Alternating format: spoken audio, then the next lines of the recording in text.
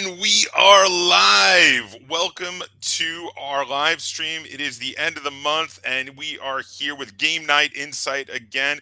Thank you for joining us.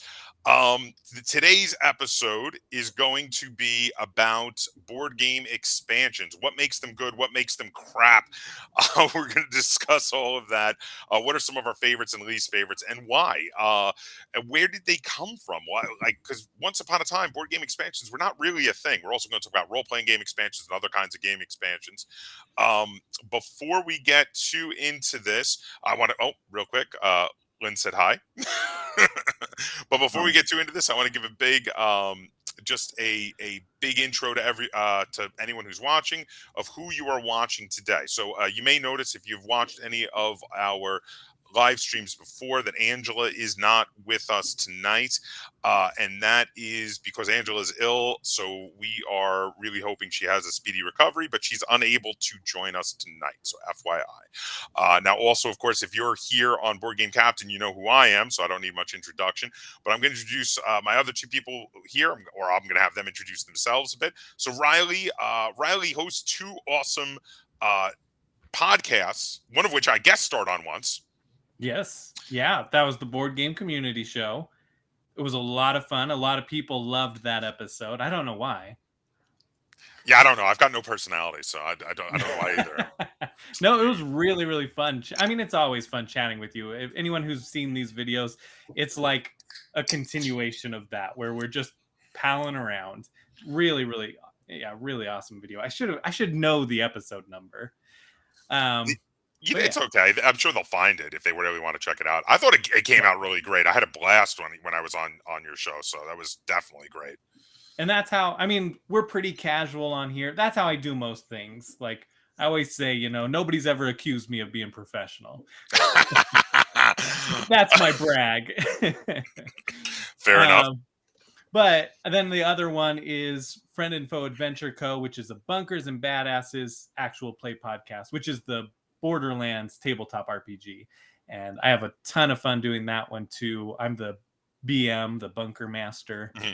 And it's a riot, to make up stories and just have your players completely screw everything up, right? So links to those in the description down below, by the way. And then I've got Dave here. Now, Dave is a friend of Angela's and mine, who he had a YouTube channel. It's still up. You can still watch all of his videos. He just hasn't put up new videos in a while, called Nerds of Wisdom, which is possibly one of the coolest names for a YouTube channel ever. And I really hope he does revive it at some point. Dave, do you have any projects you're working on right now? Yeah, I've been doing a bunch of stuff for school as where I work at. Once COVID hit, we kind of got locked down and we became very dependent on online media. So as the guy who made YouTube videos, that became sort of a big part of my role. So I've recently been starting to do a lot of educating of other staff and teachers on the whole video making and putting stuff together, which has been kind of fun. It's interesting. I never expected to be a tech expert or video expert in any kind of capacity, because like Riley, I just play with stuff until it works and sometimes doesn't. But yeah, so I've been doing a lot of stuff for school, making a lot of content there, and that's sort of leading into a few other areas which I hope will flourish, which will mean more content on my own channel. I can't wait. I can't wait for your I'm looking forward to it too.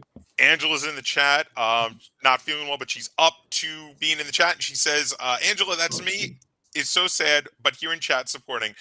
Angela is the glue that holds together our little corner of the internet of tabletop content creators. So I am very glad that she's able to join us in the chat today. I'm so sorry, Angela. I hope you feel better soon. Yes, we do. We're devastated you're not here. We were actually your beautiful face. We were actually just discussing how sad we were that you couldn't join us tonight, actually, right before we went live. So before we get started with our topic, let's real quick, does anyone have any news they wanted to cover today? Earlier, I mean, for me, it's just earlier plugging things. Earlier today, I was on the Tabletop Express, and we talked about what we've had on the table this month. And so that was really fun. Where can we find Tabletop Express? Because I wanted to check that out, actually. Yeah. Okay, it's a YouTube channel, Tabletop Express? Yep. Okay, I Yeah, will. so tonight's like a YouTube night for me. My wife's like, "Wow, you from 7 till." Yeah, you're doing a lot of YouTube, we finish. and normally you're a podcaster, so this is a well. I was gonna say you have been on. This is your 5th episode with me, Yep. for Game Night Insight. So it's not like you're brand new to the whole YouTube thing, sort of. Yeah, I still need to get a nicer light so that I can be better illuminated, and I still have to edit tomorrow's episode. So I'm gonna have a late night. Illumination, Riley. I meant to go.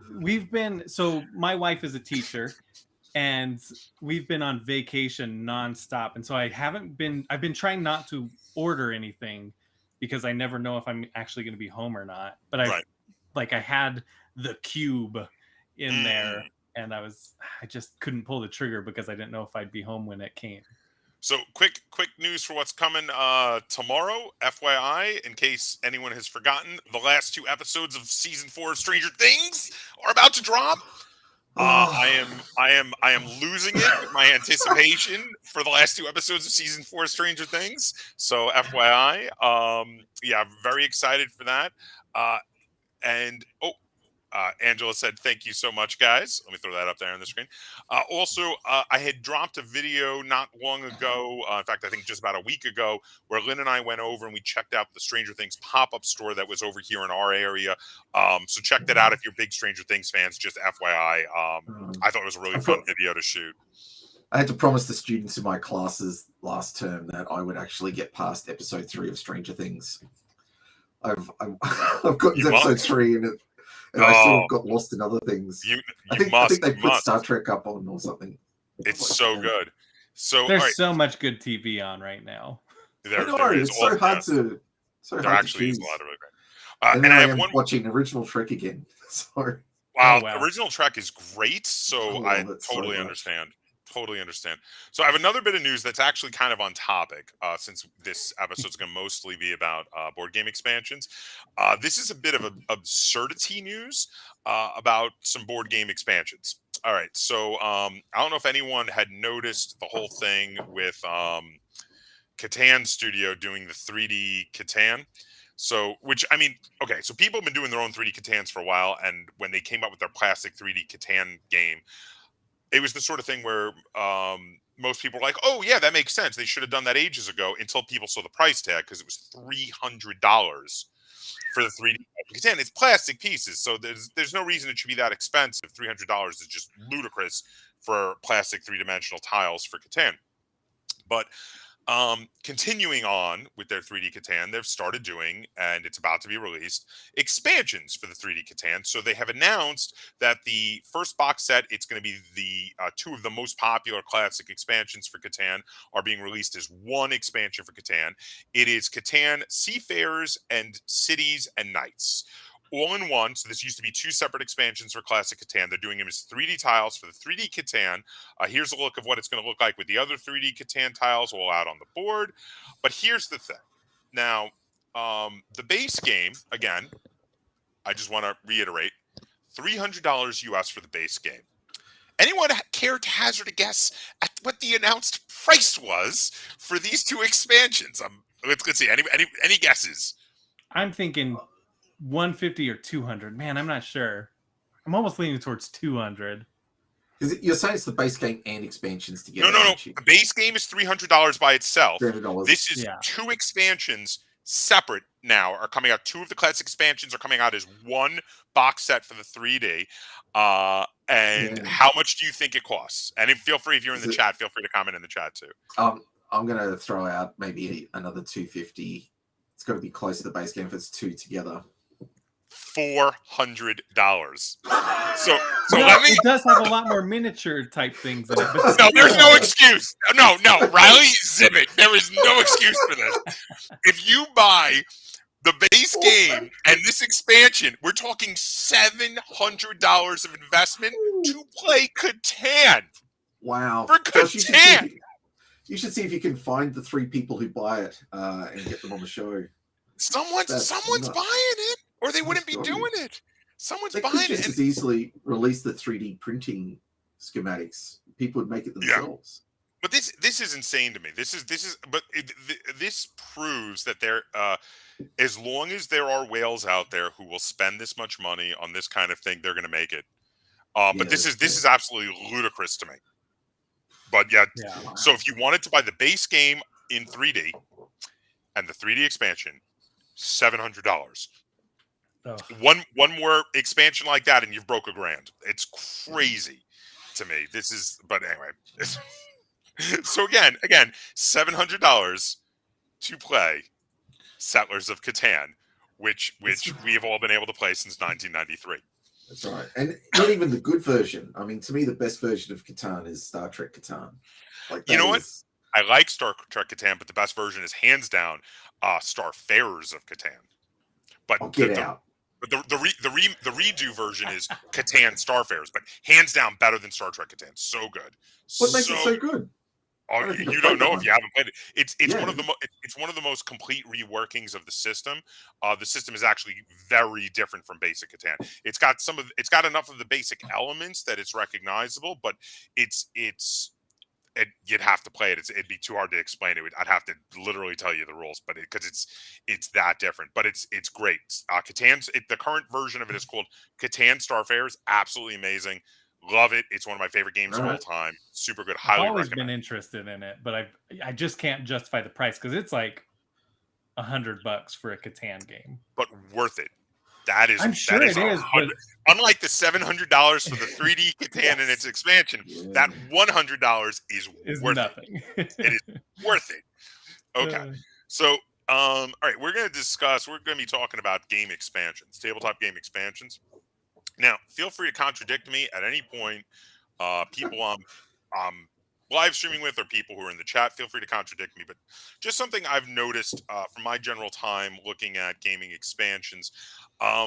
So it seems to me that back in the day when board games didn't really have expansions, the type of tabletop game that first pioneered doing lots of expansions was war games. We were actually discussing war games before we went live, which is kind of funny because it totally fits into this. So war games back in the day, classic war games from even before I was born, were very big on doing expansions because they would have the base set, which would cover a few armies in a certain time period, and then they'd do an expansion to cover another time period, or to cover other armies from other parts of the world, or to add in fantasy so you can have wizards in your armies and monsters and things like that.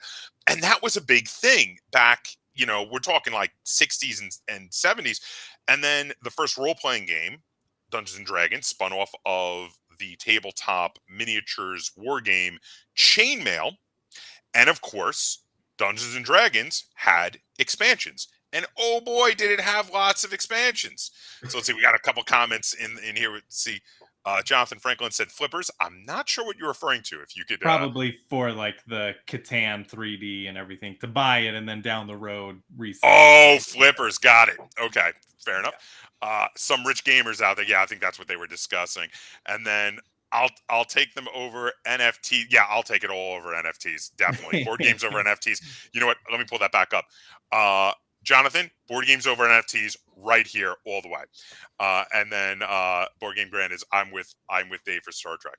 So, okay, so role-playing games, of course, having first grown out of the tabletop wargaming hobby, immediately went right into expansions. They did expansions after expansion after expansion, and all role-playing games followed the pattern that Dungeons & Dragons had done. And then later, board games in the 80s, at least the hobby ones, I mean, the mainstream ones still weren't really doing expansions, but the hobby ones started doing a lot of expansions. You did see that quite a bit, actually. So now, modern day expansions are so ever present, we just assume they're happening. Whether we're talking about war games, board games, role-playing games, collectible card games, because when collectible card games came out, they immediately realized if they want to keep the collecting going, eventually they have to do expansions to increase the number of cards that are out there. So expansions are just ever present, they're everywhere. But you know what?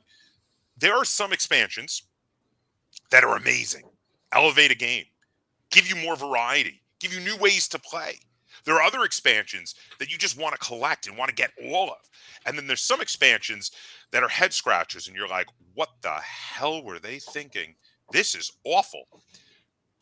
Why?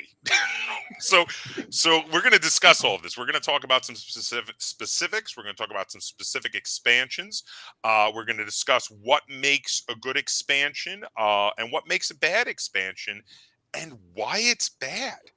And there might be some debate about it. And you guys in the comments, feel free to chime in at any point if you want to reference a specific expansion, contradict something one of us are saying, or just contribute in any way. And we will try. I'm going to do my best to respond to all of you if I can.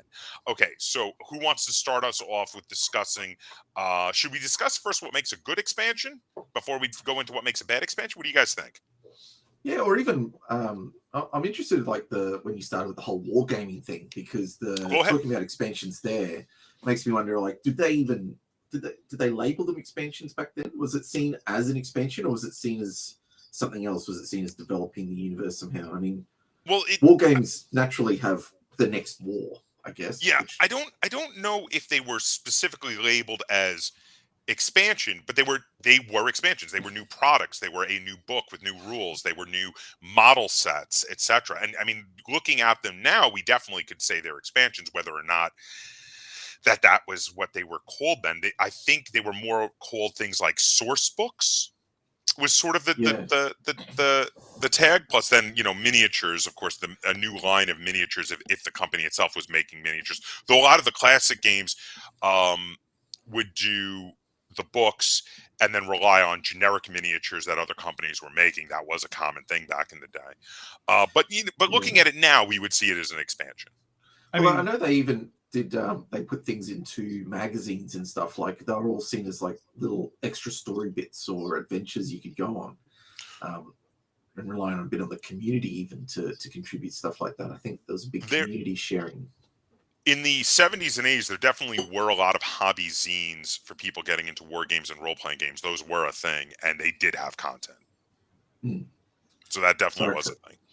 What's the difference between modules? Because like when people talk about tabletop RPGs, they talk a lot about modules.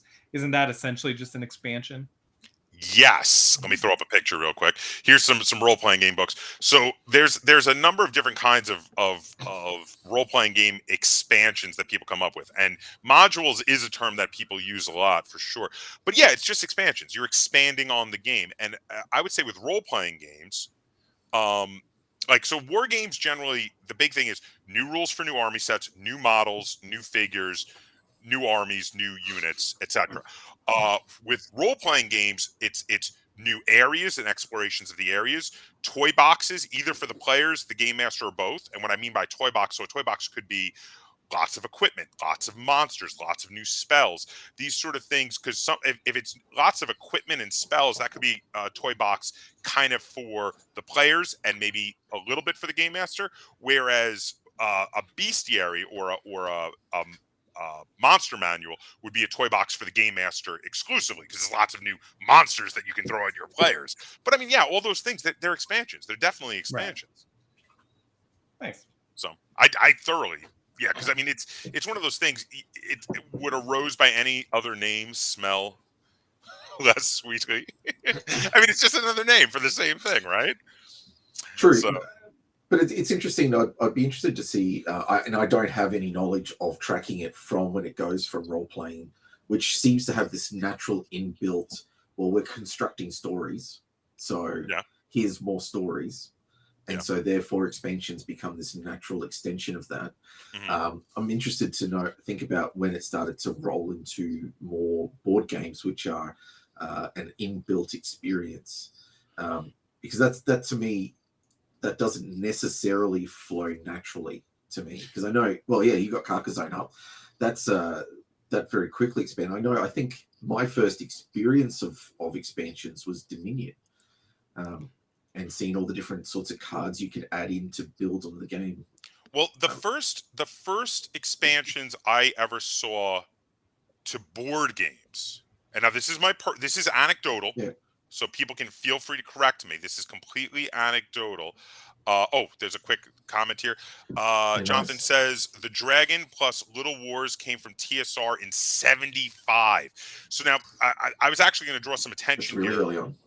So these are expansions to board games produced by a role-playing game company. So TSR is the company that made Dungeons and Dragons. Now, I was going to draw attention to this actually, not those particular games, but the concept in general. So some of the first expansions I ever saw to board games, a little later than that, were games again that were kind of based on role-playing games or older war strategy games. So there were expansions, for instance, to Talisman, which had been based on Yeah. the universe of Warhammer, which is a war strategy game. There were expansions to Dragon Strike and Hero Quest, which were RPG light games, dungeon crawlers. One of which was based on Warhammer Quest, and the other one was based on Dungeons and Dragons. Dragon Strike was based on Dungeons and Dragons. So a lot of these like 80s. And in this case, as Jonathan called out, some 70s games. These were from companies that already were very well versed in the concept of expansions because of the war game and role-playing game roots of these companies. So I do feel like the board game expansions came from the concept that was already alive and well with war strategy games and role-playing games. And Angelo throughout, even Hero Quest back in the day had a few expansions, indeed. Gosh, how old was Hero Quest? I only know it from that crazy YouTube video that guy made. It was. I didn't know about it until then. I had a copy of Hero Quest in the 80s. It gosh. Came out. It was being sold in Toys R Us back then. Toys R Us was actually carrying some rather niche games back in the day before they went just very mainstream. But yeah, that was a thing. Yeah. Yeah, Toys R Us never carried anything interesting in Australia. Oh. It was always bad generic stuff once it got here. So that's how it was for me when I was growing up too. It was just very generic stuff. Oh, see, over by me now. I grew up on Long Island, mind you, so it's a little different. We were in the shadow of New York City, so we got a lot of stuff that other people didn't always see. But the Toys R Us's by me had things like Samurai Swords and Hero Quest and Battle Masters and things like that. I know for a fact because I bought all of those at Toys R Us. But yeah, no, I really feel like the concept of expansions grew out with these companies who were doing war games, were doing role-playing games, or both, already very familiar with expansions. And then they're like, oh, let's make some board games. Oh, why don't we do some board game expansions? And then other companies kind of caught on because there were other niche board game companies like Avalon Hill and Mayfair Games, which were big in the 80s. Both of them were around and big in the 80s. And they kind of then later picked up the idea and were like, oh, yeah, we can make expansions to our board games. TSR is doing it. Why can't we do it? Yeah. It seems like it's a natural financial choice to make, really, especially when wasn't Wizards back then? Was it Wizards who really? TSR. It would Magic. Magic wasn't around until '93. Yeah, yeah. So that was there was no Wizards much yet. later. Yeah. No, but that whole cash cow of just being able to release a new set, build onto the previous base game, and you effectively get. It's almost like everyone reselling the game. Like it's a whole new, the same people. It just gets bigger and bigger. It's crazy. So I almost wonder if now games are intentionally being designed with elements to include 4 expansions. I wonder if it's actually driving the design process itself. So I just want to respond real quick to Jonathan Franklin, who said, do you count those sports sims like Stratomatic releasing new teams as expansions? I'm not familiar with Stratomatic. I don't know the game, but if they're releasing a whole new team that has new rule sets and it's sort of like a new force in a miniature game, I would have to say yes. I would count that as an expansion. I mean, it would kind of like be a new army for a war strategy game, basically. No. Feel free to comment again if I'm getting this wrong, but it seems like that to me. Are you guys familiar with Stratomatic? No. Oh, okay. No, but I think you're raising a good point there. It does seem reasonable to try and define exactly what banks for an expansion. What's just, I don't know, like, does it need a new rule set, or can you just change the characters in and out? Or I think it's basically anything that any product that provides new content for an existing game is an expansion, in my opinion. So what we were starting to sort of dive into we got distracted with a history lesson, which I loved. It was really interesting. I didn't know any of that. But what makes a good expansion? Yeah. But like, what kind of expansions are good? What are bad? I don't know which one is better to start on. Like, for me, a good expansion is something that I think a good game, a good solid game that's just good to start with, and then adding a little bit of complexity that actually means something to the game, that develops the game further. Okay. Okay. I like this That's idea. something for me. So did you have one of the pics you sent me of a particular example actually. of that? So like, let's see. Yeah, Jagged Earth. So Spirit Island. Oh, okay. I think that's this one here. Go ahead. So Spirit Island started out, and it is such a beautiful game straight out of the box. I played it. It became my number one game. It's still my number one game. And I just loved it so much. And then getting an expansion, there's Branch and Claw and then Jagged Earth. And then they just came out with some of the like kind of promo packs that you can get now. So I got those. I'm now up to date on everything Spirit Island.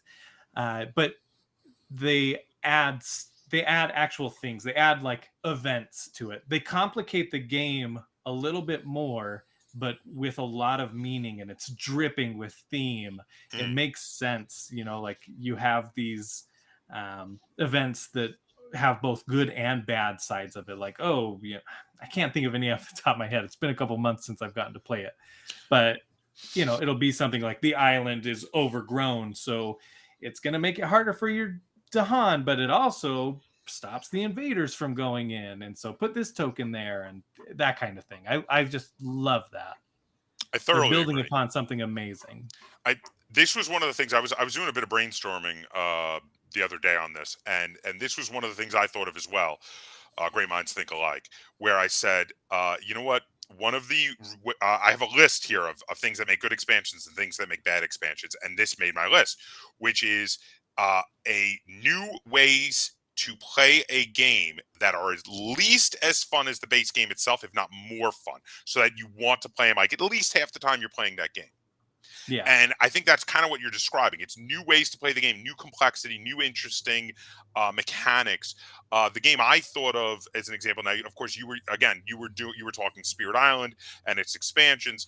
The thing I was thinking of was that did this for me was Takenoko with their Takenoko Chibis expansion, because the Takenoko base game was very fun, but very simple. And when they added in Chibis, you suddenly had a whole bunch of new mechanics. You had the female panda got added in, and then the baby pandas, and also new tiles with new tile mechanics, to the point where actually in that case, I don't ever play Takenoko without the expansion anymore. It's just in the box, and I just immediately teach people with the expansion because I love it so much. It added so many levels to the game. That is one complaint I actually have with Spirit Island, is I tried to teach some people the game, and it's kind of a interesting teach, even just the base game, but it is, I should have gone through and taken the time, but it probably would have taken me like 45 minutes to sift out all of the expansion stuff to make it so that it would be playable without the expansion stuff. Like, it's all just mixed together right now, and I don't think it would take way too long for me to sift everything apart, which isn't necessarily a complaint about it, but it just makes it hard. It's an issue, yeah. And so, there's the symbols at the bottom of the card, but you still have to like go through hundreds of cards and sift those out. So, Dave, what about you? What is something that you think makes a really good expansion? Yeah, I kind of thought of a couple of different games for different reasons in terms of trying to break down some of the thought points that you've made. Because, for instance, Small World is one of my favorite games to play ever. And it has like a plethora of expansions. I haven't even kept up with them all. There's so many. But the thing I find interesting about Small World is that I don't feel any of the expansions add to the story or necessarily the mechanics of the game per se. It's really about interaction on those. The additions that they add are individual components of what they do, they have a thing. But it's you wouldn't know if you're playing the expansion or not, really. So it's just more variety then. It's more variety. But the thing is, I think the game is so solid on its own that variety is about maintaining interest and freshness and newness of the original base game. Whereas there are other expansions where I feel like you talked about with Spirit Island, where it does seem to, which I haven't played Spirit Island. I'm just trying to draw on your example, where adding complexity rules does change the game slightly. Yes. Yes. I think I wouldn't. I'm with you. I don't play Room 25 without the expansion because I actually think it improved the rules. Mm-hmm. It actually had some additions which improved the rules of the game. So that's a different way of looking at the expansion there. So similarly, with what I said about how great minds think alike when I was talking about Riley's idea, I also have just more variety on my list over here. Excellent. Of things that make a great expansion. So now I was talking about with more variety now. So I'm gathering. I've played Small World. I have not played the expansions, but from what I'm gathering is the expansions have more of the components to make more combinations of the races, essentially. That's right. Yes. So you get powers and races, and again, because the game is designed so that they all get mixed up anyway, you wouldn't know. So I when I was saying the more variety, I was thinking war games actually, but this game sounds like with Small World, like it fits perfectly with that kind of concept of just more variety, more factions, more armies. So I was thinking about games like Sails of Glory, Wings of Glory, Tripods and Triplanes, regular Wings of Glory, Battlestar Galactica, Starship Battles, Star Wars Armada. There's my whole Star Wars Armada collection. And the reason thank you. The reason I was thinking this was you want to collect all of the units, all of the factions. You want to go get all of the ships, all of the planes, all of the whatever they are, because it just adds variety, tons of variety to the game. There's lots more that you can do. You can make your armies in all sorts of different ways than you could before because you have lots more units. And similarly, from what you were saying with Small World, it sounds like that's very, very similar in that it just gives you more variety, more things that you can do. It doesn't really change the rules. It just gives you more of what was already there. Yes, exactly. And I find like the Small World is very randomized. So the variety is you don't know what's coming your way. It's exponential. It sounds like the sort of stuff you're talking about there also is it's giving you more choice. By the sounds of it, because I've watched like X-Wing competitions, and there's a lot of detail put into which components you choose, how you put your power ratings together. Like your Armada set, which is glorious to look at, by the way. I could look at that for ages. I'll leave it up for a minute. I certainly do. But that's in a sense, like that's adding a lot of pre-game stuff for you as well, because you have to think about interaction between your own team, how they're going to work together, what your strategy for engaging in battle will be. You can only imagine all the sort of extra added complexity that adds. So I think that actually goes to another one I have is Marvel Champions. And it's that exact same type of thing. Like there's all of these different hero packs, villain packs, scenario packs, what they are. And they don't actually add any like additional tokens or necessarily the way they work. Sometimes they'll add in a new keyword, but for the most part, it's the same game. Like I have the base game. It has all the tokens, the dials that I need. I grab one of those packs. It has 15. Well, there's the hero card and then 15 cards that will always be part of their deck.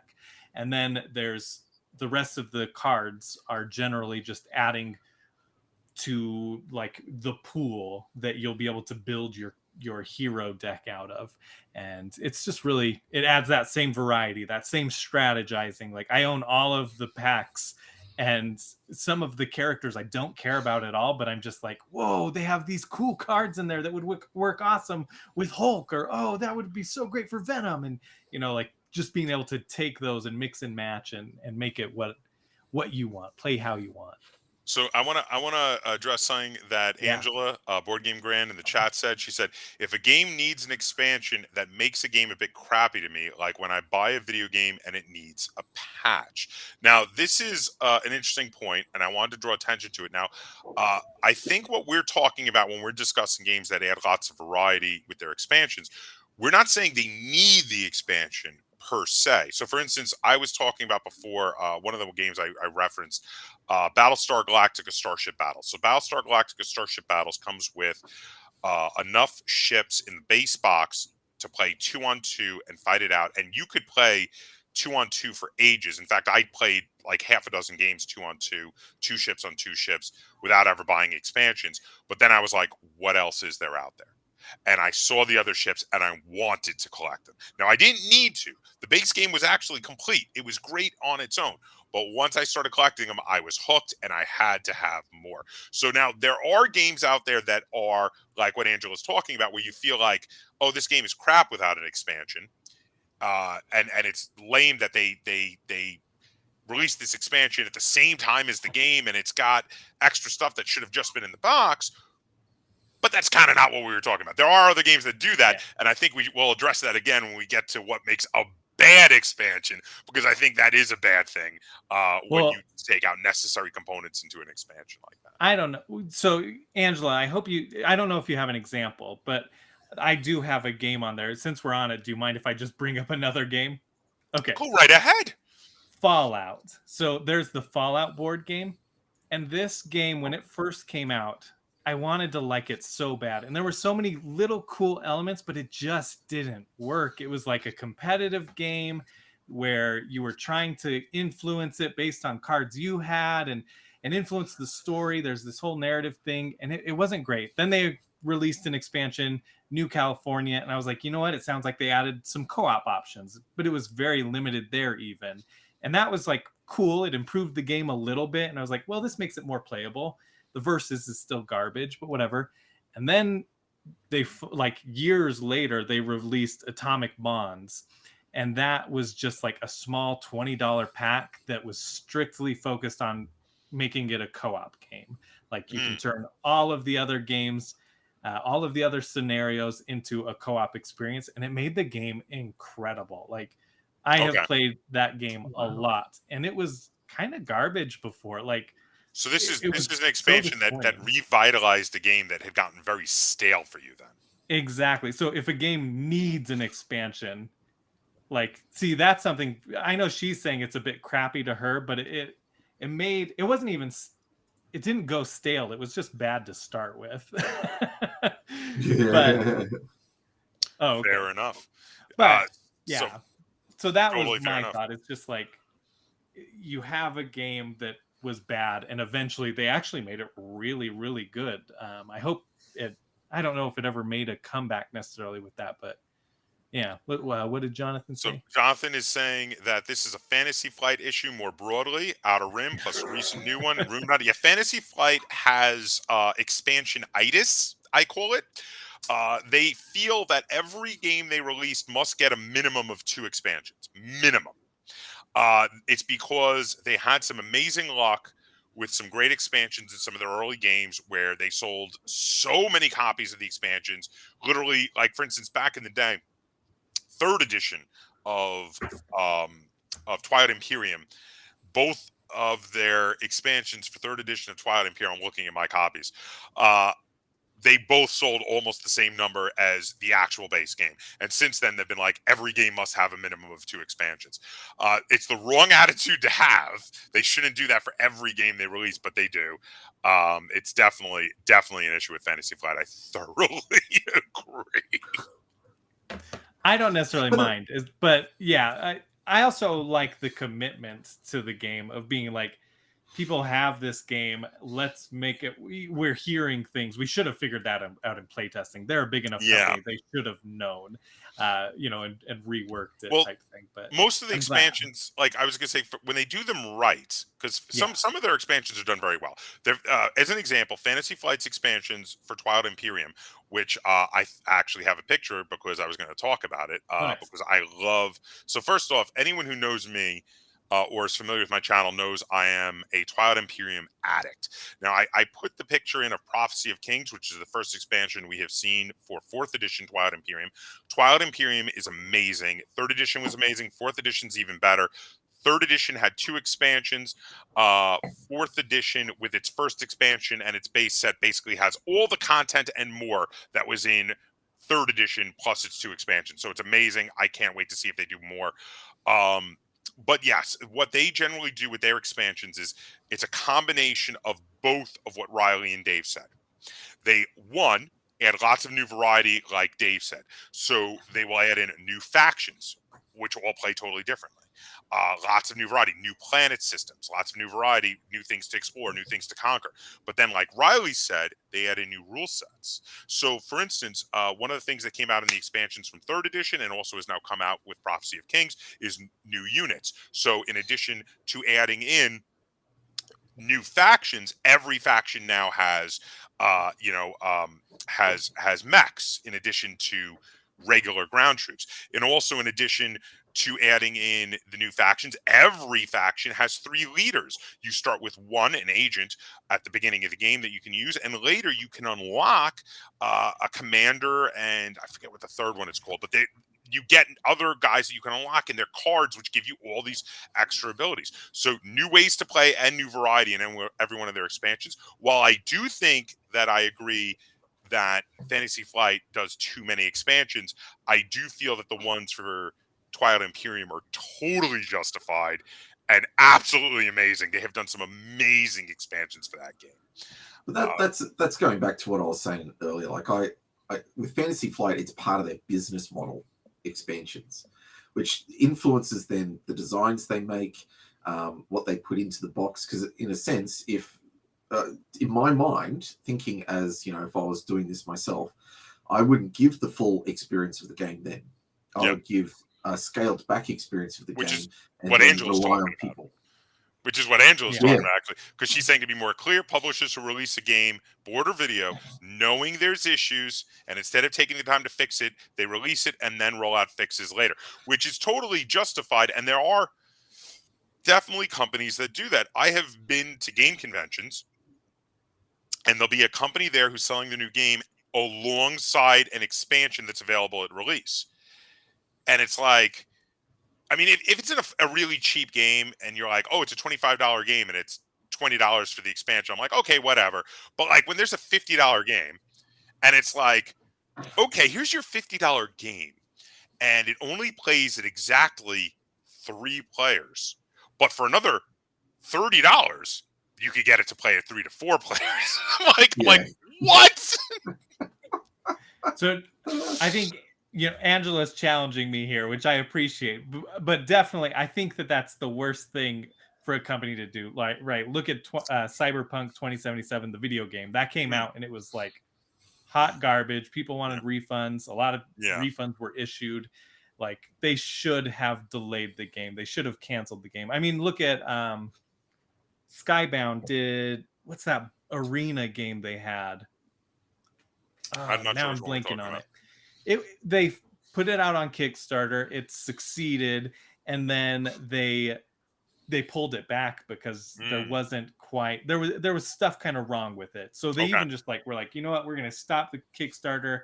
We'll work on the game. We'll bring it out. And so James Hudson, he's in charge there. He will post updates to the game, which is really awesome to see those updates and see them working on the game and getting it into a state where they're like, okay, now we're really proud of it, and now we'll put it out there.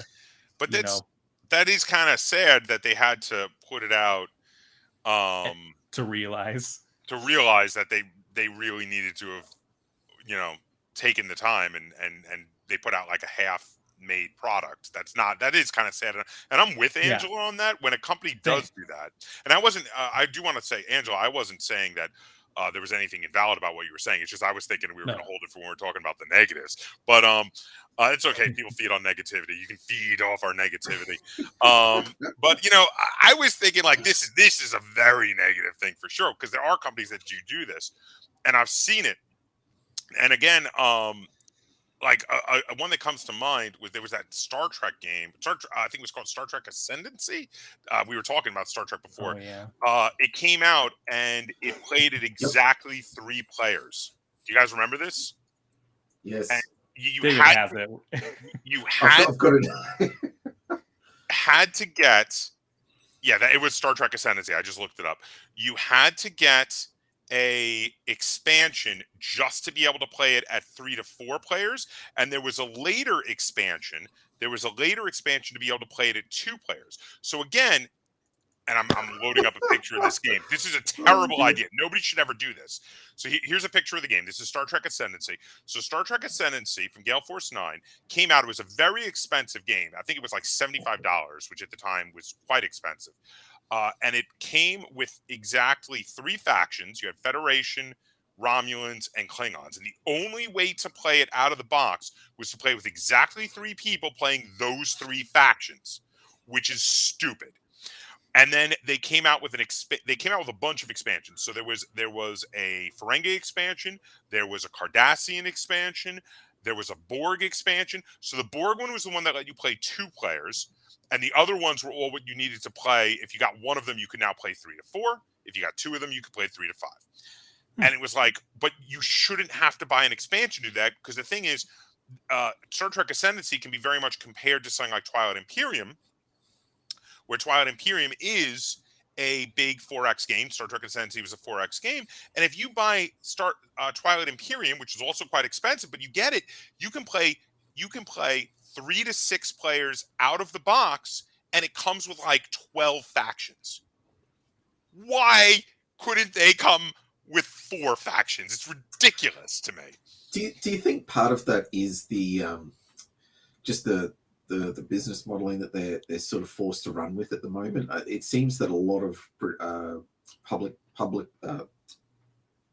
publishers are really being forced to try and cut bottom lines and find ways to get games out faster to keep the revenue coming in so they can pay for the next set of games coming out. I wonder if it's a way to expedite the release to get some funding in. Well, so, I'm speculating, by the way. I have no idea. I do believe that a big part of the issue with that game was the fact that they had to pay for the licensing, which cut into their overhead. Sure. Officially licensed games always have issues getting, because granted, it's a big license, so it's a double-edged sword. You get a big license, and it means you're going to get people's attentions, like Angela right there. Yep. Because you've got a big license on your game. Yep. But at the same time, you're having to pay for that, which means that's cutting into your overhead. So you may need to cut back in certain other areas. So in this case, I feel like they cut back on their production of unique miniatures for different factions and different factions in general, because it was an official licensed game. But I also feel like 3 factions, like there's no excuse in a $75 game to only come with 3 factions. There should have been more. Jonathan threw out, sometimes it is fixing a balance issue. Not sure if the game is broken, but some have degenerate strategies like plasma missiles in the original Eclipse. Yes, expansions fixing balance issues are definitely a good thing. That is something, a good way to address it is to add in new capabilities to the other factions in an expansion to now no longer have the game be unbalanced. And I get that too, because that makes sense to me, because in a sense, like there's only so much your gaming, what do you call it? Like your play testing group. Your play testing groups. There's only so much they can find in their testing. But when you release it to an audience, there's a lot of people testing that game. So I expect to find, I'm not surprised to see some games find imbalances and dominant strategies, which can become like, too overpowered. Oh, definitely. So it makes sense for me on that regard. Definitely. Okay, so any other things that make an expansion great? Any other positives? I mean, I didn't prep any negative stuff because I did not think about it. I'm just such a positive person. You are a very positive person. I gotta tell you, it's a disease. It is, yes. But did you have other positives? So I've got the Amber Mines one from Near and Far, which Near and Far, one of my favorite games. I think it's so great. and it's again just making a great game even better by adding co-op. And I didn't have it pictured in here. I should have sent a picture with the actual mines, but it turns certain areas, like before you would just go to the mine, you wouldn't actually explore the mine. You just pretty much put a token there and you got a reward. But now then they added cards where you're actually moving through the mine and gaining rewards and gaining you can gain magic and use spells, and they just added so much with that Amber Mines expansion.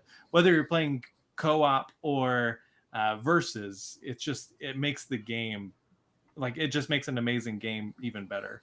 I think adding co-op, I haven't tried Viticulture or Viticulture World, but that's another example of turning a game into co-op, and I think that is a really cool thing of adding a new mode of play. I just want to call it, Dave, are you having some vino over there? I am, man. I was inspired by your beer, so I grabbed a bit of wine. I would like to, L'chaim, I am having Fat Pug Oatmeal Stout. Oh, nice. Fat Pug. It looks like a nice dark ale there. It's a stout. It's delicious. It's almost over, though. Of course. Don't worry, I'm having water with lime in it. Delicious. Well, Is there like a shot of rum in there? Or? No. No rum? Okay. Nothing. All right, so, okay. We've talked a lot about positives. How about some, now, okay, I know Riley's not going to have any negatives. But Dave, how about a negative? I can come up with some. Yeah, feel free. Feel free, but Dave, how about a negative? What makes an expansion bad? How does a good expansion go bad? Yeah, look, I love the game Elder Signs. Again, that's Fantasy Flight, so of course naturally there's a bunch of expansions for that. And I really like it. I love the game. But they're just I can't think of exact which ones off the top of my head, because I packed them all in the box now as well, so I don't know. But I keep them separate because I know that there are some expansions I'm more than happy to play and others I don't. And it's mostly because they seem to make the rules overly complicated without adding anything of interest to the game. It just almost became, it felt like it was, here's some stuff you can do, but there was no explanation for why that was necessary. It wasn't connected into the story of the game. It just felt like it was an expansion for the sake of an expansion, if that makes sense. I'm not sure if I'm explaining that clearly, but I like stuff that's... You are making total sense. You're making complete and total sense. There's Elder Sign. It's actually, again, something I actually have on my list, which the way I wrote it was, adds more complexity than fun. Yes. Yeah. That was literally the only thing I could think of was, you see expansions do that. It's like adding just for the sake of adding. Yeah, I actually had a game similarly. Well, it's Elder Sign, I imagine, is a fairly complex game on its own. My game's a more basic game, but I had as my example was Lanterns, the Harvest Festival, which is a fairly basic, easy game.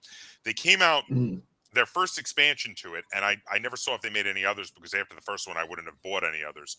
But they came out with an expansion. They added a bunch of new mechanics, a bunch of new optional ways to play, and none of them were more fun than the original. They just added extra complexity and were not really that good, and it was really rather disappointing. Angela, Jonathan said Fantasy Flight again, and Angela said anything that adds co-op to a game is okay with me. Angela loves co-op. Angela loves co-op. I love co-op too. Huge, co-op's always my favorite way to play. So a bad one with me. So I have definitely an issue with expansions where you feel like, in addition to the ones that add more complexity than they do fun, which another game I want to throw out, actually, let me just throw out this one, Onitama. So the first expansion to Onitama was great. The first expansion was extra cards for extra ways to move, and it was that that new variety added in. Then the second expansion they came out with for Onitama added in a whole new mechanic that was more complex than fun and just was not as fun as the base game. And the second expansion I got rid of. It also had one of my other pet peeves with an expansion of it had cards that did not quite match the backs of the other cards. Yes. I was literally just about to say that type of thing because I was thinking of Harry Potter, Hogwarts Battles, the third expansion. The cards are a different size and a different color on the back, so they don't mesh well, and that's the worst. That is the worst with an expansion. When you cannot easily integrate it because it looks different, that is the goddamn worst. Don't even bother doing an expansion if you can't guarantee it's going to fit in well with the base game. That is awful. That is absolutely awful. Another one, though, also is when they don't play test it enough and the expansion unbalances the game. Someone had mentioned earlier, let me see if I can find it in the chat. Someone had mentioned earlier when an expansion is used to better balance a game, but sometimes an expansion comes out and it unbalances the game because of the expansion. And that is the damn worst. That is just awful. Yeah. I found that with some of the Smash Up expansions. I've had to almost keep a list of which expansions to play with the base set, and other expansions, simply because there's so many of them. And it is a game I enjoy. I really like Smash Up. And I love all the expansions, especially because I think they do spend time trying to create a feel for each faction and how they play. But there are some games I've had which have just been miserable because they haven't thought through the fact that these, even with the base game, this particular faction just becomes this horrible mess of back and forth and no one going anywhere, to the point where we've abandoned games before because we're just like, this is thanks. I think so.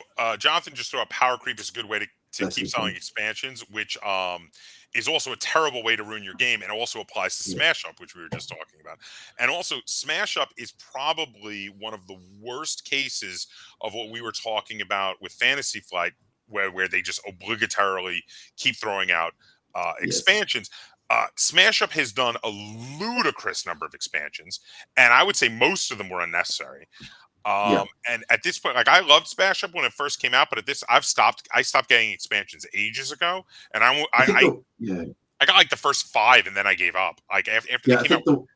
The picture you put up was about the expansion that I stopped buying them from, which I think was a few years ago now. I didn't actually buy that one. It was the one before. I think there was a whole. It's just constant. So they did way too many, and also I feel like this feeds into there are certain games where a company has this amazing hit game and they know it's like printing money if they keep coming out with new versions of the game or new expansions. In the case of AEG, it's Smash Up. They keep doing expansions. They know they'll all sell. So they just keep doing it, even though they're really killing their own game. In the case of certain other companies, the Evergreen might just be a cheap little game and they come out with new versions. I'm thinking of games like Love Letter or what is that one? Flux, Love Letter or Flux, where they just keep coming out with new versions of it. They don't bother with expansions. They just do new self-contained version after new self-contained version with all sorts of new themes. And it's like, there gets to be a point, nobody's going to actually collect all of these. There's too many. And it gets to the point where your game becomes kind of cliche in the hobby industry. I feel like Smash Up. I agree. My problem is that it works.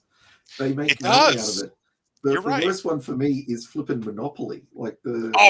Please tell me you don't fall for that.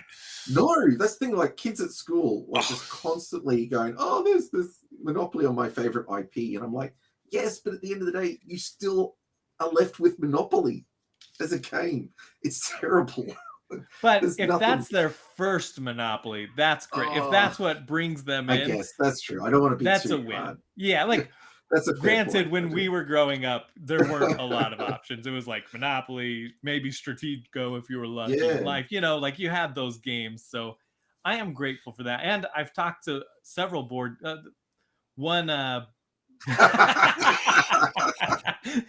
One board game store owner in my area, he has this wall, and it is just it's probably a good 25 feet long, and it's all Monopoly, 100% different versions of Monopoly. And he's like, I'm in Australia. do you know how I that by 3? Oh, and he said, do you know how I pay for my store? It's that wall right there. That wall of Monopoly keeps me in business. Ooh. Yeah, I'm still leaving up the ticker. Yeah, no, I don't care. fine. Yeah. Yeah. No, absolutely not. Terrible. Monopoly is awful, and no one should play it. I know that because people know it. It's such a household name. Everybody knows it, and everybody who is not a gamer has a copy of Monopoly, and I know that. I had a friend who wanted to troll me so bad for my birthday. She didn't buy me a copy of Monopoly. What she did is she'd spent like a week with her students putting together a massive sized version of Monopoly in her classroom. So I went in to teach my lesson, and that day my lesson was them having this full classroom version of Monopoly for me, and that all the kids were at the different places on the mat with the giant cards, and it was both hilarious, enjoyable, and painful all at once. It was this wonderful mix. But yes, just to troll me, because she knows. Just to troll you. I love that so much. I know that Angela. Angela says some people love collecting Monopoly. Angela, some people are wrong. They're wrong. I don't know, Angela. Do you collect Monopoly? I know that you got the Animal Crossing one, and I don't. I wish you were here. I wish we could talk about this, but I'm pretty sure you didn't love it. But you got it because it was Animal Crossing, and that's, I think, the thing, right? Is it's more of a collector's thing. You don't buy your Star Wars action figures to go and play Vader versus Obi-Wan. You know, you buy it to collect it, to have it, to display it. I mean, some people don't. I definitely do. I play my Star Wars Armada games. I don't just display the ships. I do play it. That is true. It's because it's a good quality game. That is a great game. I love Star Wars Armada. That game is fantastic. Yeah, absolutely. There's my collection again. Yeah, I'm just gonna throw that up there real quick because I love that game. I do have a negative. Go ahead. I thought of one.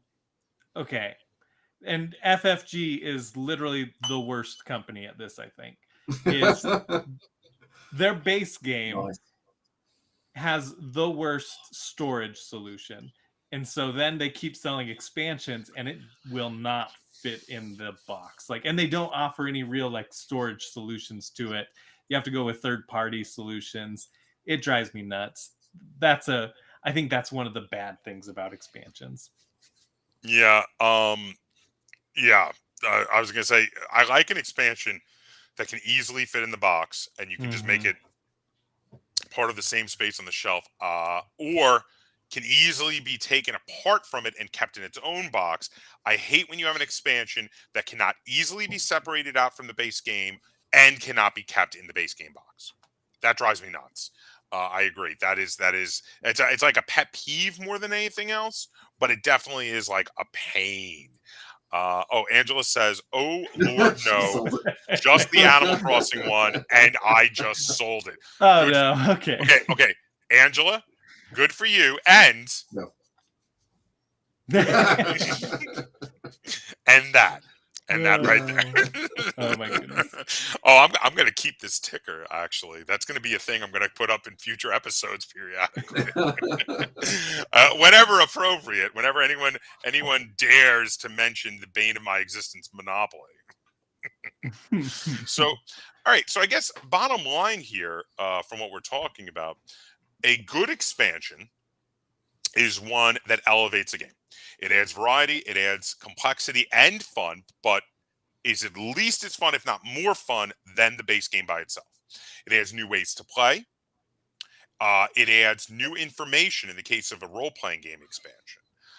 What do you guys do with all of your empty expansion boxes? I recycle them. If I can fit the expansion in the game, I recycle the box. What do you guys do? No, I've got no room to keep the games I have, let alone empty boxes.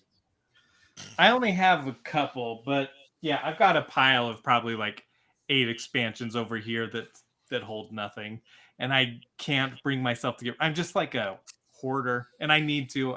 I think I've recycled 2 boxes. Angela Yeah. says, "Yeah, my Marvel United is just a total shelf hog." You can see Marvel United in that square, Wow. and then all on top is like all my Marvel United. I could take up like, yeah, everything. So how I could does have a that couch. work though? Like that's like 9 boxes. How does that work? Do you just take one box to play with the base set, or do they work on their No. own individually? Well, so I've got this. I bought this white thing right here, which is just a big square, card holder, holds like 2,000 cards. So all my cards are in there, and then I pull out the expansion box for the miniature. I need to figure out. See, this goes back to like the storage thing. I need come on to put out some sort of storage solution so that I can have all my minis in one box. Now we have come to the real meat and potatoes of why we are all here. Thank you all for joining us for Riley's Marvel United intervention. Riley, everyone here loves you, and we all want you to know that you have a problem. It is affecting your hobby life. Dear Riley, your hobby has become a nuisance in our relationship. But boy, I hope they do a season 3. You know what? I have the same issue with a lot of games where, like, especially miniature games, like my BattleTech minis are all over the place. Especially they've been doing the new plastic ones, which are great, and they're talking about they're going to do a new Kickstarter, and I'm getting in on that.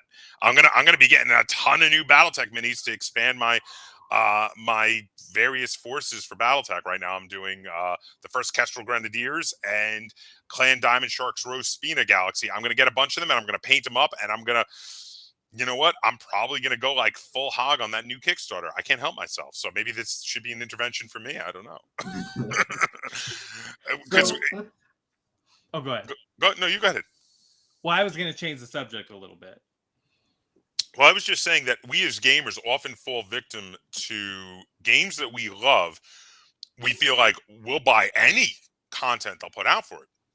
Like Dave had said earlier, he was talking about how he was not falling victim anymore to the expansions coming out for Smash Up, but plenty of people are, because plenty of people love Smash Up and will buy anything they come out with for them. Now, while he's not doing it for Smash Up, I'm sure he's got a game or two that he is doing it for. And like for me, that's, to a lesser, I buy tons of stuff for Sales of Glory, Wings of Glory, Tripods and Triplanes, Star Wars Armada. I bought everything there was for Battlestar, Galactica, Starship Battles before the game was canceled. I love BattleTech, and now that BattleTech's really coming into a new era with the new models and the new rules that they've been doing, I also have been buying just about everything I can for BattleTech, and yeah, and I'm not even sorry. So if you did an intervention for me, I'd probably just be like, yeah, I don't have a problem. I can quit anytime I want. Yeah. I do have a problem and I can't quit. Yeah. Sorry, what was it? I was just saying, I've actually been moving more to fewer expansions and focusing on new experiences. So looking for, because I've sort of gotten to a point where I don't have the space to keep growing, I'll either get rid of some games and then try and get some new games to find those new experiences. But that doesn't mean I haven't bought a few games with their expansions as well. But I'm more like Ange. If it's got Star Trek attached to it, I'm probably there for it. I can't help that one. I love Star Trek too. I feel your pain. No, but I'm kind of with you mostly. I would say for a lot of board games, if I get a board game and based on the basic game, I love it, and I'm like, they come out with an expansion, and I think to myself, I can't think of anything to add, and I'm totally fine, still fine playing this game. I won't bother with the expansion. On the other hand, if I immediately am like, oh, there's so much variety they could add, then I'll be all over that expansion. Do you ever get a game, play it, and then think, what kind of expansions could this do? Because I do that. Oh yeah, definitely. Okay, Absolutely. cool. It's not just you. It's me too. No, I usually play a game and then think, I wonder why I lost that. Mostly, just cannot seem. I don't think about the expansions until they happen. Mostly. Okay. It's not really. No, It's not really something that comes my way. Like I don't think that. The biggest thing is if I'm playing a game where they have different factions, my immediate thought is like, how could they do more factions? What kind of other abilities could they give to factions? Wow. And I immediately start thinking about which, like, at this point with Twilight Imperium, they have so many factions for Twilight Imperium now. I mean, it's insane. I did a video for each one because I'm a lunatic. Like I said it so others don't. Say again. Isn't that like a 4 to 8 hour game? 6 to 8. 6 to 8. 6 to 8. 6 to 8. Yeah. And you It's play fantastic. all the expansions. I have done a video for every faction in that game. I did a whole series. It's called Grokking Twilight Imperium. The whole thing is on my channel. Feel free to watch it. A lot of people have. It's actually one of the more popular series on my channel. But I did a video for every faction in the game because I'm insane. Again, I'm thoroughly admitting this. No comment. But Yeah, even no, at this point, there are so many factions for that game. I don't even know how they would do more. And yet, if they did, I would buy them. So, but that's feeding into, like, why do people buy expansions? That whole, like, you're totally on board with the experience, and every time they've proven themselves constantly that every time they release an expansion, it's adding to that experience for you. yes. Like as I said, I don't usually think about the expansion when I'm playing the base game. I've never thought about what could they do, but there are some games where I go, actually, yeah, I want more of an experience of that. I want to continue that exploring that whatever that universe, that world, that whatever. And so I've been happy to buy the expansion. Like Smash Up was just more, and Small World is more about the variety. I love the game. Why not play it in different ways? Whereas, some of the other stuff like Elder Sign and that, I want to follow the characters. I want to hear more about them and what they're doing. So if it is just for adding on to the games, it doesn't really interest me. It's got to either tap into those things that you're talking about of, proven, can it continue that experience for the base game? Yep, then maybe. But I don't think about it until it happens. So the other big thing with me, role-playing game expansions, we touched on them a little bit earlier on, but I just wanted to draw attention to. So there's certain things I feel like as long as a role-playing game is popular, there is an unlimited number of expansions that can be done for it. And people will keep buying them if the game is popular. And I think things like Dungeons and Dragons have proven this. So in regard to role-playing games, you have there's certain types of expansions that will always sell, will always do well. Number one is toy boxes. I touched on them briefly before. Lots of new monsters, lots of new spells, lots of new weapons, equipment. Depending on the kind of role-playing game, if we're not doing a fantasy role-playing game, it could be stuff like spaceships or ray guns. New kinds of stuff like that will always sell well. New explorations of new areas to play in. And those will often include little bits of things from, toy box type stuff as well, because they'll have some monsters and they'll have some new equipment from that area, but also a full explanation of an area to play in. And then, of course, also modules of actual games to play, storylines, new storylines to go adventuring in. And again, from what we discussed before, it feels like role-playing games have been doing expansions since before board games were. And they really have it to a science, where you can have a single role-playing game that take up a sizable part of someone's hobby life, and they can just put out expansion after expansion after expansion. And maybe every gamer is not going to buy every one of those expansions, but enough of them are going to buy enough of those expansions to keep supporting the company making them. And that's good business, and also pretty freaking cool, especially when people are hungry for more information about their favorite role-playing game universe. So that was what I was going to change the subject to earlier, is asking so like I have on mine my last game that I sent a picture of was the Bunkers and Badasses. I love this game enough to do a whole podcast, actual play podcast about it. Nope, that's not it.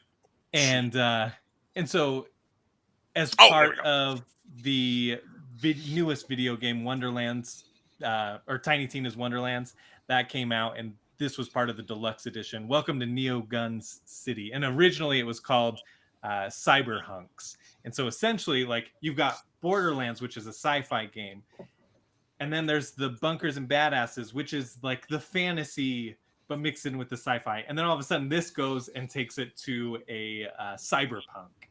And so it makes it like a cyberpunk module, which I think is really fascinating. It also added in like kind of pre-built characters that use the newest characters from the video game. But I'm really excited. I'm sure eventually they'll start putting out more content for other games, like the other games in the series, more classes. So like, to me, I'm not super well versed in modules in, RPG expansions, but for me, what I want, even more so than a cool new story, is more characters, more ways to play, more classes. Like that for me is what, like, the content I crave on those expansions. But for you all, what is it that draws you into those types of expansions, and doesn't? What deters you? Well, anything I'm not interested in. Like if it's something where it's like it's an expansion about something where I'm like, I've never cared about that particular aspect of the world, that's not going to draw me in. But for stuff that does draw me in, anything that tickles my fancy, like when I see a game about a part of the world that was briefly mentioned in the main book, and I'm like, oh, I really wanted to know more about that. That's an auto buy. Or I'm a sucker for toy boxes. So bestiaries, monster manuals, things like that. Weapon compendiums, vehicle rule sets, stuff like that. Anything that adds just lots of new variety to equipment, creatures, NPCs, spells, things like that. Like I in this one here, Bestiary 2 and Secrets of Magic are both what I would call a toy box. Bestiary 2 is full of monsters. Secrets of Magic is full of new spells and new character classes for playing spells. In the case of all of those, I'm a sucker for things like that. I see those and I have to have them. That's my 2 cents on that. Nice. For me, I find the RPG expansions to be an interesting mix because I've been putting together a campaign for my group recently, and I found it really useful going, okay, here's the 5e rule set, and I'm jumping back to AD&D 1 and 2 to find mechanics, old states of play that are useful. And then what I found is, because I'm doing it in a certain world, anything world related and world building is the stuff that I'm soaking up most of. So stories to do with certain characters, and certain events around the world. So I'm doing like the Greyhawk Wars. So anything that connects back to those, that history in those places, that sort of expands the story for me. Because I love all the toolbox stuff. I love all the characters and what you can do with them. But for me, it's what drives me into it is world building. So anything that expands the universe for me and connects stories and helps me understand the timelines and gives me a story to tell, I'm like, I just sort of soak that up. I want more of it. I'm with that. Yeah. Oh yeah. That makes a lot of sense to me. Like adding, whatever it is, adding a new guild, adding a new world, a new city that runs on a different type of government or whatever, like whatever it is, just inspires, I think. I think that's what Jonathan's actually touching on with his comment here. If you want novelty, but the folks you're playing with don't want to try a new game, expansions are how you add new variety into an existing game. Is basically what he's talking about, which is, it's definitely what Dave is talking about too. Yeah, I mean that's actually my first foray into board gaming was through Dominion with some friends who aren't hardcore board gamers, but they play Dominion and they played it religiously, and they just had all the expansions for it. They loved the game, they got familiar with it, and they just kept building out. So that they don't have a board game collection; they have Dominion and Carcassonne, and that's it. but they have all the expansions for Dominion. And so that was my experience, just going over there on holidays and playing Dominion a bunch of times with all the different expansions for that. Yeah. So I get what he's saying there, and for that family in particular, like that's where they invest their money in the expansions. And I saw Angela did the back in the 80s. It was fun to come up with places, magic items, encounters, etc. yourself, created from nothing. I feel the modern RPG is missing magic there, which I don't know. For me, granted, I'm making, for the podcast, I'm trying to avoid certain things and be, avoid licensing issues. I doubt they would ever come after me or anything for it. But I do try to create new characters, new world, two of my classes in there I created. So like they have 10 classes to start with. Something like that. Yeah. And I was like making new stuff. There's something to be said for both methods. Creating your own stuff is great. I particularly am a big fan of creating my own stories. However, when creating your own magic items and stuff, it can be a problem if someone wants to use a character in another game. And they're like, oh, I have this magic item. Oh, what's your magic item? It's this something the other game master thought up, and it's not in any book. Yeah, exactly. Suddenly that game master is not going to let you run that item anymore. Yeah, and that can be kind of an issue. But so I can see both now. If you have the players are only in your game, they're not playing in anyone else's, that can be great. That's true. Coming up with all your own stuff can be awesome. I've done that a lot, and that definitely can be great. But also there is something cool about not needing to do as much work ahead of time, not having as much overhead in preparation for the game, because the company has provided you tons of stuff that you can just buy and have ready to go, and they already know it's not going to unbalance your game, because that is a danger of coming up with your own stuff. You come up with a great magic item, you give it to your player, and it totally unbalances the game. Oh, sure. But, I sort of think one of the nice things to do is to loosely base it off of something. There are certain modules that, my game's loosely based off of. But for me, one of the moments that takes me out of the game, and I've experienced this in like when we're doing, playing this particular campaign, when the GM picks up the book and just starts reading from the text. Yeah. Like I struggle with that, because then I'm like, I'm not immersed in the game anymore. I don't know why it takes me out. But so I ran a role-playing group recently where for the first time ever I usually have been a game master who has done all my own stories. And recently, for the first time ever, I ran a campaign out of modules, out of adventure modules. It was I was running one from Pathfinder, 2nd edition. And the thing was, on one hand, I found that it made things a lot easier. I didn't have to come up with my own adventures. But on the other hand, it was less fulfilling for me. I do feel like I think I've gone, after having run that campaign, I feel like I've gone to the point where I think for me, in my style of game mastering, I'd rather, I'm fine with all of the equipment, magic, etc. being from the books, but for the story, I'd rather do my own story. I agree. Yeah. And with what Angela's saying, I've got a wee folder somewhere with terrible drawings of items, maps, etc., with all the details. Like I haven't played a lot of D&D, but I've been playing a lot of Bunkers and Badasses, and I have the same type of thing. Like I have spreadsheets full of just items I've come up with and ideas for stories, and like they're all over. It's a mess. I need to be a lot more organized, but it is so much fun to be able to just make your own stuff and make it your own. Well, I steal magic items that I like, and then I nerf them for my characters. I'll sort of make it for the game I'm playing. So I go, I really like this. Let's take this. And I did it. I was playing Curse of Strahd, and my character didn't have a magical item. The GM said, let's find a magical item for you. So I came up with a list, and we talked about it, and we negotiated it. And we took out these components, but it had these other elements, and it was perfectly balanced for our game. I wouldn't expect what your friend did before and go, well, we'll take it into this other game. No, that was just for that game. I think we're getting a little bit off topic with this. Yeah. I was going to say this is not actually We're about getting into example. RPG stuff. We got into now you care about So being on topic? Okay, Josh. No, just kidding. I'm totally kidding. well, I didn't even hold on, Riley.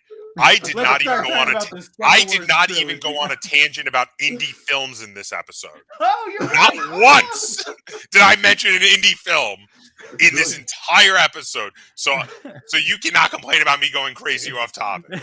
Which, by the way, I do want to say that a good portion of the indie films were originally mentioned by some of our guests, so it wasn't really my fault. But No, it's Speaking of that, I what love is your it. top 10 indie film list? Oh, we're not doing that right now. That'll be a topic for another episode. I do think we should do some episodes. I don't know what other people think, but we've been doing a lot of episodes about gaming. But the original concept was to be about. It was supposed to be about discussions you would have on game night, and we would have those discussions. So I was meaning for us to get into discussions that are more topic adjacent, more other things that we would discuss in game night. So I would be totally down with doing an episode on discussing our favorite indie films. But you know what, Dave, for you, I'm going to recommend a movie that has your name in the title. Ooh. Dave Made a Maze. I would recommend you check out Dave Made a Maze because it's fantastic. It's a wonderful work of surrealist comedic brilliance. Absolutely great movie. I love it. Good. I'll check that out. If you just search on YouTube Dave Made a Maze trailer and watch the trailer, I think you'd be hooked. It's a fantastic movie. I actually did mention this in a previous episode. I talked about Dave Made a Maze. It sounds familiar. Yeah, we talked That's about probably it. Why. Yeah, I talked about it. It didn't take long for us to start discussing indie films, then, did it? Yes, no. Well, Riley can tell you, I often wind up getting into discussions with our guests about indie films, and there was one time someone commented about an indie film, and I didn't know it, and Riley was like, "There's an indie film you haven't seen?" Oh wow! Yeah, gorgeous. So Angela said, "Love that, Riley. That's where a lot of fun is." And then she said, "Lol, Riley not keeping it on topic and Josh pulling it back. What is happening?" It's chaos without you, Angela. Chaos. It is. What is going on? The world has gone topsy-turvy. But it did not take much for me to devolve into discussing obscure movies because it's what I do. So nice. But I think this is a logical place to stop it. I think we've exhausted the topic and we've discussed it pretty well. We talked about what we think makes a good expansion and what we think makes a bad expansion. We also talked about where we think board game expansions came from, how they evolved out of war strategy games. We talked about and role playing games. And we talked about role playing game expansions as well. So yeah, that's our opinions on the matter. I think this was a really fun discussion. I really enjoyed it. Did you guys have a good time? Yeah. Good being here. Thanks for having me. Of course, anytime. And you know what? I hope you'll come back for another episode at some point in the future. I'm really enjoying this series, so I hope this goes long enough that most people can come back a second time because that is my goal. I'm really enjoying this series. Pull me back for the indie film discussion. I'm keen. You know, I will. Excellent. we will definitely have to discuss this. And then, but you know, we have to get Riley to watch a bunch of indie films because I was going to say. He was looking at me like I had three heads. I was talking with Zoe one episode, and we were discussing the Spanish movie from Spain, Time Crimes, and he was looking at the two of us like we had three heads. So he had no idea what we were talking about. I'm like, I really enjoyed this little indie film called Deadpool. Not an very indie film. Riley, I gotta get you into some indie films, man. I gotta get you into some obscure films. I'm gonna send you some recommendations, but you have to watch them. There was one. Someone dies at the end. John dies at the end. Oh, that was pretty. That kind of indie. It was okay. It's sort of indie, yeah. But it's got Paul Giamatti in it. How indie can it be? I'm just saying. Yeah. It's got a big name in it. But it's okay. I thought that was pretty fun. Did you see that? Yeah, I loved it. I thought that was really good. Yeah, it wasn't bad. It was pretty good. I enjoyed it. I enjoyed watching it. But there you go. We'll get into that later. Yeah, it'll be a fun topic. I will send. You know what? I will send you some recommendations, Riley, for sure. Before we do our indie film episode, so you can be caught up on some indie films. All right. But there you go. Let us know in the comments down below your thoughts on board game expansions on this episode, etc.